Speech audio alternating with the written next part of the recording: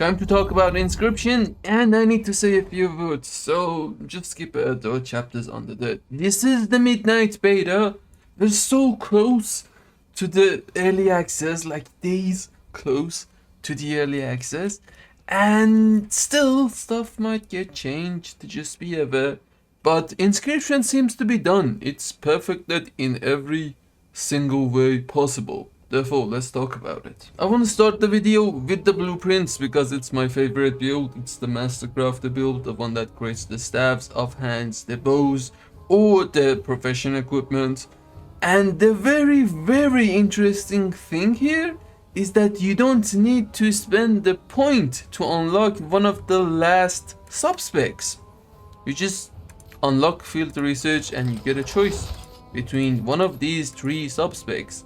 Now do remember that just unlocking them does not give you the recipe. You need to spend 10 points in them to get that recipe, and our main goal here is to first get the recipes to have an easier time leveling that profession.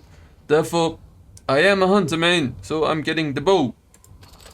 I do have the gun, but I do want the bow too. Therefore, first you will unlock one of these and spend 15 points in them. Next, you will go back to field research, spend 15 points, unlock another. And I do recommend you get the staves first if you are trying to make a lot of gold, because the staves are quite popular. A lot of hunters will opt in for the gun, and the offhands are less in demand as opposed to the staves. Therefore, I think the staves are the best. And then 15 more points here to get the offhands. After you have gotten all of the recipes, it's now time to focus on the skill required to craft every single one of these recipes at the highest quality without concentration. Therefore, just max them one by one. Just get them in any order that you like. Again, if you're focusing on gold, get the staves, then the offhands, then the bows, because I think that is the preferred way. But it doesn't require that much knowledge points. You can easily just max out every single one of them, one after the other. And after you have done that, you need to go back to the blueprints and spend 30 points here. This is where the optional stuff comes in. And I want to make this into two scenarios. If you want the alt that you're playing that has Inscription, and you want the Mastercrafter build that specifically crafts spark gear, you can now go into Calm Hands, and again you have a choice that you can choose the resourcefulness without speccing into the main node. That's why I think Inscription is perfected and great. Spend 20 points here to get the most gold out of every single crafting order that you get. Go back to the Calm Hands because the big perks are giving you 15 resourcefulness and it's just 10 points here. And get the most out of the resourcefulness. That's option A. You can do that if you want that character to specifically craft spark gear. Then when it's done, you can opt into another build, whether you want a Reagent build or the Toolmaker build, anything. Or you could just put the optimization for later and spend 30 points to get all of the recipes for the tools and accessories. I think they are all tools, no accessories here, yeah. And do remember that just spending 30 points here will give you all of the recipes. If you want to craft them at the highest quality, you need to spend points into their individual subspecs. Therefore, it is best if you pair the tool making build with the Mastercrafter one, but you could make a separate build too. I do recommend that after getting the Mastercrafter stuff, the bows, the staves, the offhands, you spec into the Calm Hands to get the most out of those crafting orders. Later on, spec into the market research to complete that spec and the blueprints as a whole. If you are looking for a lot of gold, you could straightly go into a tool making build on one of your alts. Let's say you decided to make a new character or have an alt do the tool making and not bother with the spark gear. The first thing that you do is to spend 30 points into market research to get all of the recipes. After getting the market research, you will go back to the blueprints because you need skill when crafting all of these 3 recipes, not just specific ones. After spending 30 points here, you got a choice now. You need to choose between these 3 tool recipes, whichever you like most. I do think that the cooking sells best because cooking is quite simple and there are a lot of people doing cooking, therefore I do necessarily think that the cooking is the way to go if you're going for gold. I would personally get the cool because I want to craft that for my own mastercraft build. You need to max every single one of these out because that way you can craft every single one of them at the highest quality without concentration. And only when you have maxed out the right side, you will go to the calm hands. Again, do notice that the keen eye is already open to us. We would spend 20 points here to get the most gold out of each crafting order and 10 points into calm hands. And that's the tool making build. I want to talk about a few things before I get into how you can spec into Darkmoon stuff. And that's mostly the sigils and the Dominion stuff and the whole inscribe and transcribe thing. Now, do remember that it could be something that you could do beside your mastercraft build because the Darkmoon Dominion decks require sparks.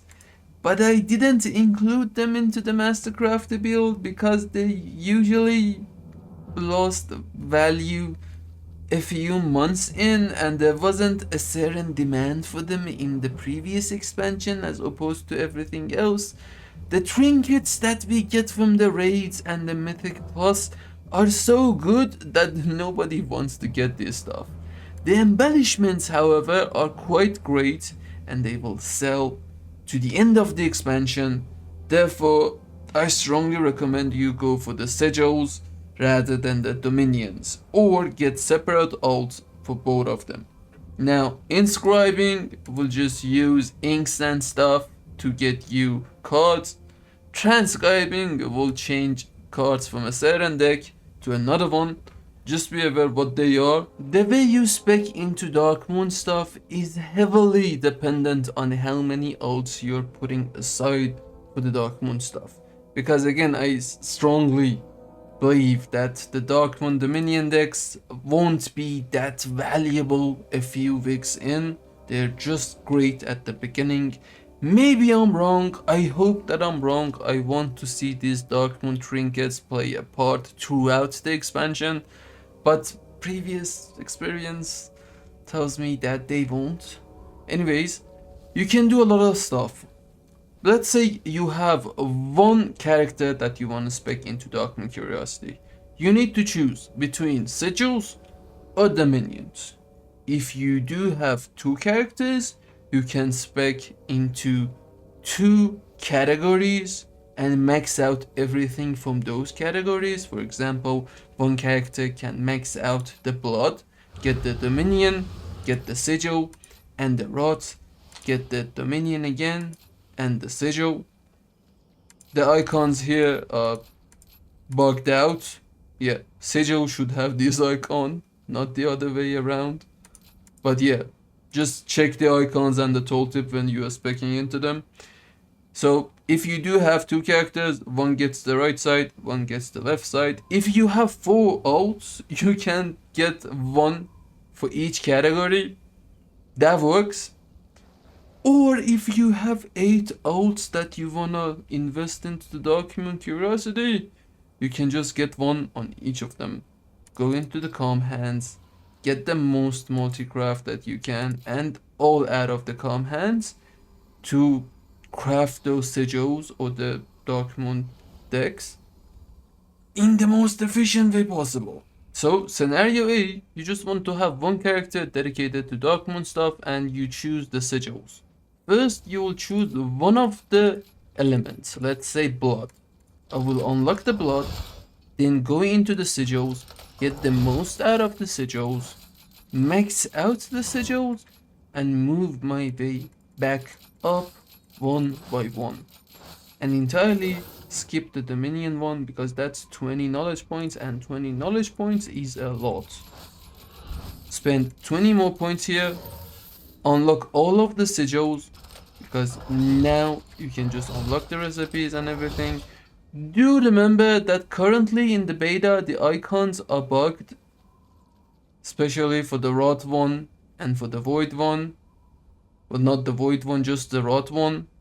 So do read the tooltip. This is the sigil one. Just get the sigil and be done with it. Now you can craft every single sigil, and you can craft the blood one at the highest possible quality. And now you want to make it the most efficient way possible first, then spec into other sigils. The choice here is yours, but I do strongly recommend that you spend 30 points here to get a lot of multi-craft whenever crafting those sigils. And more multi-craft means more gold, therefore multi-craft is quite amazing here. Now you get another choice. Just choose one of these sigils and work your way back up. You will do this for each category and then max out the middle one and then move to the other one. Regardless of how you max out these things, at the end it will look like this, and then you can go to the calm hands and spend 20 points to get the most resourcefulness out of the keen eye for more profits. On a different scenario where you just have one character that wants to dabble into Dominion stuff, you need to choose one of the decks, let's say Blood again, get the Dominion unlocked, max out the Dominion first, and move your way back up just like the sigils. But when you have done that, it's gonna be a bit different because you only have one character crafting the Dominion stuff. You won't be speccing into the calm hands after you have maxed out the Dominion of Blood. I do strongly believe that there is a very short window of time where this Dominion stuff are profitable and valuable. Therefore, because you have only one character, you need to spec into another deck. Let's say Hunt. Get the most out of the Dominion Hunt and work your way back up, because having access to all of these different decks means the difference between making no gold at all and making a lot of gold. Therefore, because you have one character, again, this is important. If you have only one character that you want to dedicate to Darkmoon Dominion, you need to have all of the recipes first. So I would choose Rot and go to the Darkmoon Dominion Rot, max out Darkmoon Dominion Rot, and then I would just max out the Rot. Same goes for the Void. After you have maxed out every single node that is giving you skill when crafting these trinkets, you will move into Calm Hands. And because these are trinkets and you're crafting them through crafting orders, you won't be speccing into multi-craft anymore. You will be speccing into resourcefulness to get the most out of the resourcefulness, and then get the calm hands. If you do want to dedicate more ults to the Darkmoon stuff, you can do it in a few ways. For example, you can just get one category maxed out on one ult and have one category set aside for each ult. That takes 4 ults. Or you could just get the Dominion stuff on one category for one ult, the Sigil on another ult, and just get 8 characters to do Darkmoon Curiosity stuff. This is entirely up to you. You can do a lot of stuff with this, but realistically most people will just spend 2 to 4 characters with the Darkmoon stuff. Let's say I have 2 characters that I want to dedicate to the Darkmoon. I would get the Blood and I would max out the Dominion first, because I do strongly think that the Dominion has a very short window of opportunity where it is quite valuable. Then get the Blood, max out the Dominion stuff, because you are getting skill here. After getting the Darkmoon Curiosity to the maximum, I would spend points into Darkmoon Sigil. Now this certain ult has maxed out the blood category. It can go into Calm Hands and get the most out of the Calm Hands first, because you're getting multi-craft and resourcefulness here. Then whichever ends up being the most profitable one, if you're making more profits from the Dominion one, get the Keen Eye. If you're getting the most profits from the Sigil, get the multi-craft, but you're maxing both out one after the other. So in this scenario, we're getting a lot of gold crafting the trinkets. We get the resourcefulness first, then the multi-craft. And you can set an ult aside for each of these categories. So if you have 4, just take one category on each ult. If you have 2, get 2 categories on one ult and 2 categories on another ult. It's gonna be the same. As for Inscribe and Transcribe, I do strongly recommend you do it with the previous builds, but if I were to make a specifically card shuffler build, I would get one of the elements first to get the Inscribe, then spend 10 points just to get the Transcribe, work my way back up, spend 5 points to unlock another element or another deck, whatever you want to call it, spend only 10 points in these middle sub-specs, unlock another, get the 10 points to get the both abilities, and lastly get the Void.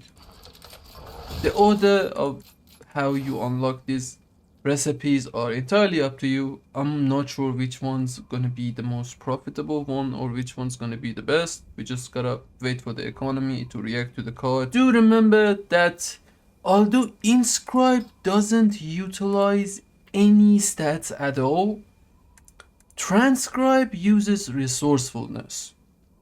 So for you to optimize a card shuffler build, you want to get the Keen Eye to the maximum as the last thing that you do. Also, if you do end up with excess knowledge points, spend 10 points into Calm Hands because it is giving you more resourcefulness. That's the best you can do for a card shuffler build. Don't spend any more points here because it is only giving you skill when crafting sigils and dominions, which you aren't doing as a card shuffler. Now I want to talk about a reagent build, the perfected products, or you can say a products build because, well, the contracts, the missives, and the Vantage runes aren't really a reagent, but it works like a reagent build, but it's more of a products build. Anyways, I'm getting distracted here. The most important thing to note when it comes to the perfected products is that you aren't getting any new recipes from the spectries, but you are getting a lot of skill and bonus stats when speccing into them. So if you want to make them to be one of the most profitable things that you craft every day, you need to spec into them. But you aren't locked behind recipes. And on the right side you have ciphers, pigments, and inks. On the left side, you have Vantage runes, contracts, and missives. Personally, I love the contracts. I think everyone would get a lot of contracts in the beginning because they want the rep. Believe me, we all want the rep. The rep is one of the most important things ever. Therefore, I will unlock the parchment, unlock perfected contracts here, and spend 30 points into perfected contracts to get the most when I'm crafting the contracts. I will work my way back up because I want the skill to be able to craft the contracts at the highest possible quality in the most efficient way possible. You need to choose one product and get the most out of that product before moving into the other one. So for example, I choose contracts first. I can now craft it at the highest quality, and I need to optimize it to get the most profits out of it. Therefore, I will go to the Calm Hands, spec into multi-craft, and now I will go to the main node, spend 10 more points, because resourcefulness, it is great, but there are other priorities here. And I would choose to opt in for either missives or Vantis runes. I would get the Vantis runes, for example, max out the Vantis runes, and now I can also create Vantis runes on top of the contracts at the highest and the most efficient way possible. Now I would choose the missives, and after I have done that, again remember, multi-craft always takes priority when it comes to the reagents as opposed to resourcefulness. And when I have maxed everything out here, I will go again to the calm hands and max out the keen eye to maximize my profits. This is my preferred build when it comes to the reagent stuff. You can do a lot of different things. You can just skip the multi-craft and the resourcefulness, go into the milling, but I don't recommend that. Get a separate alt for the milling ciphers and the stuff. Or you could just get all of the Vantis rune skill ups and the missive skill ups, then spec into calm hands. That's entirely up to you. But the multi-craft that you get here, and because you can get it sooner than just maxing out 60 points here, you're just spending 30 points or 20 points to get the multi-craft to the maximum. That nets you a lot more profits than being able to craft another category of products, in my opinion at least. Let me know in the comments what you think.